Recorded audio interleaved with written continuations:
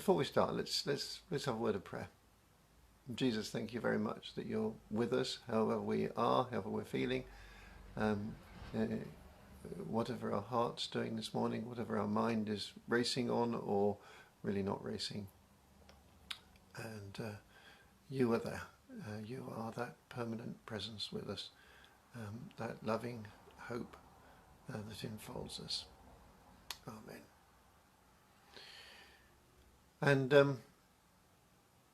I wonder which of us does not get tired. Some of us seem to have more energy than others, don't we? But which of us at the end of the day isn't glad to slip in between the sheets to rest and recover from the day? Sometimes we need a bit more rest than others, which is why, although you can't see it terribly well, let me just stand up so you can. I'm still wearing my dressing gown.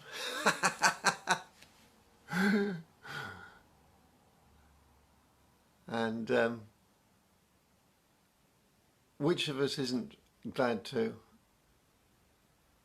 change pace a bit and relax a bit when the end of the day comes, to chillax?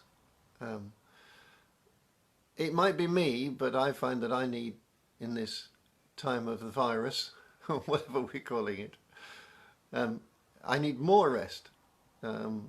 Whether it's the background of anxiety that the changes that the virus brings in our lifestyle and our way of doing things, I don't know, but maybe it's just old age. Can't be. How could it be old age? But I seem to need more rest, and sometimes I know for many people, lockdown days follow lockdown days follow lockdown days, and there doesn't seem to be that much break. And Jesus said, "Come to me, all who labour and are heavy laden, and I will give you rest." Matthew 11:28. But perhaps Jesus actually wasn't talking about or thinking about just putting our feet up after a long day. Let me ask you a question. What was different about the seventh day of creation? What was different about the seventh day of creation? Well, let me give you, I'm sure you can think of lots and lots of things, but let me give you a clue as to what I'm thinking about. And so Genesis 1 verse 3, at the end it says, "And there was evening and there was morning the first day." And Genesis 1:8, "And there was evening and there was morning the second day." Genesis 1:9, "And there was evening and there was morning the third day." You can see where this is going, can't you? Genesis 1:19, "There was evening and there was morning the fourth day." Genesis 20, "There was evening and there was morning the fifth day." You beat me to it. And finally, Genesis 1:31, "There was evening and there was morning the sixth day." So at that time as well, day followed night, night followed day. And all the other days of creation, all the 6 days of creation, had a beginning and end. There was morning and there was evening. But the seventh day didn't have a beginning or an end. It was the day that never ends. So the Sabbath day, the seventh day, the day on which God rested from his work of creation, from his creation work, never ends.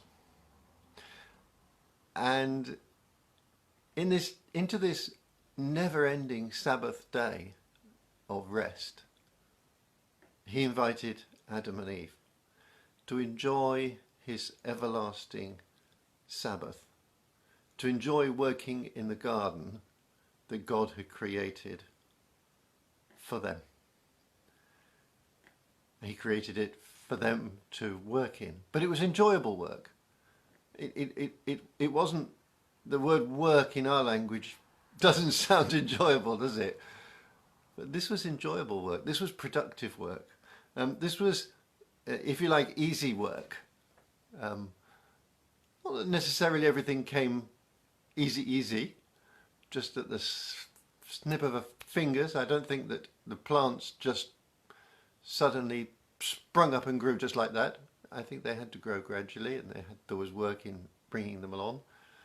But it was productive work, and so it felt easy. It felt good. It was the sort of work that you enjoy. The sort of work when everything falls into place just nicely. The sort of work that's satisfying. Well, you know the story as well as I do. Everything went badly wrong.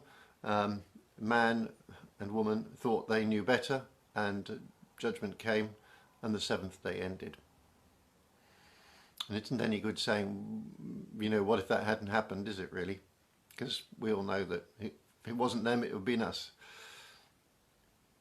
And moving further on into the story, we know that in the wilderness journeys, many of the Israelites weren't able to enter the rest of the promised land. Well, most of them actually, apart from Joshua and Caleb, because they hardened their hearts against God.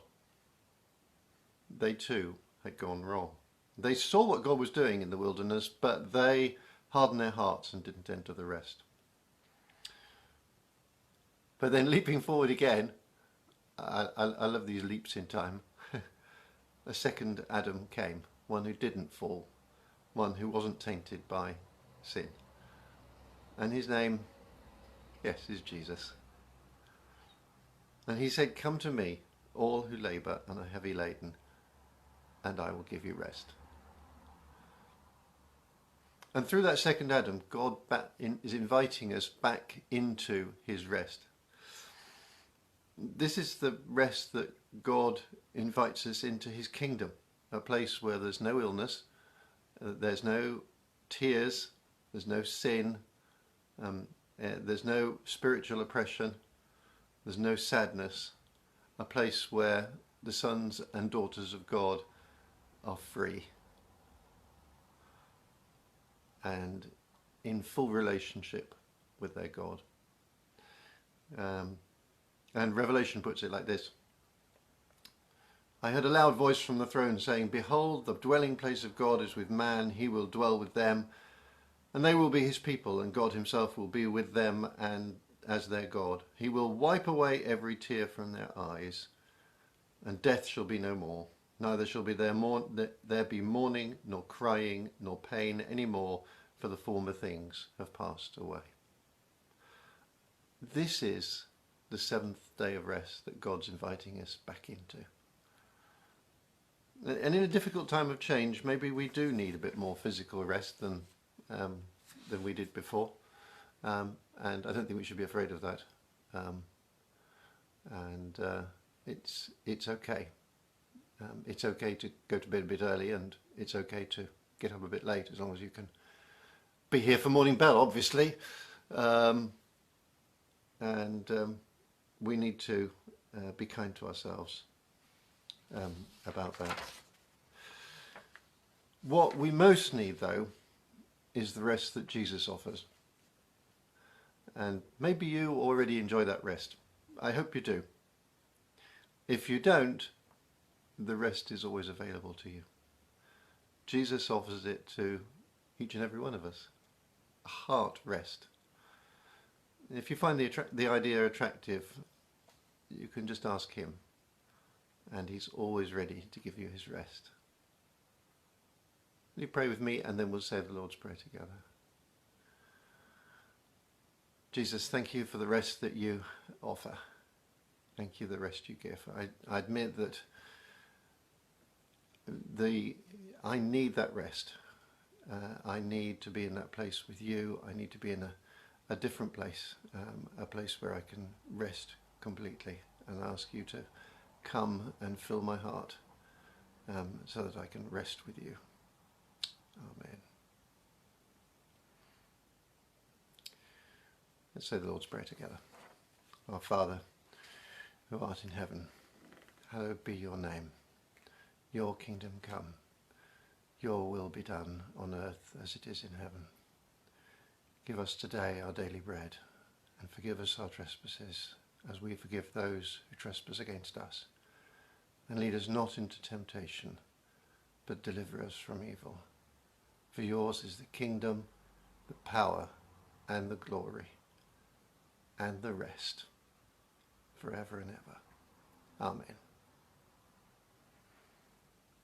Have a fantastic, wonderful day filled with hope and peace and rest and Jesus.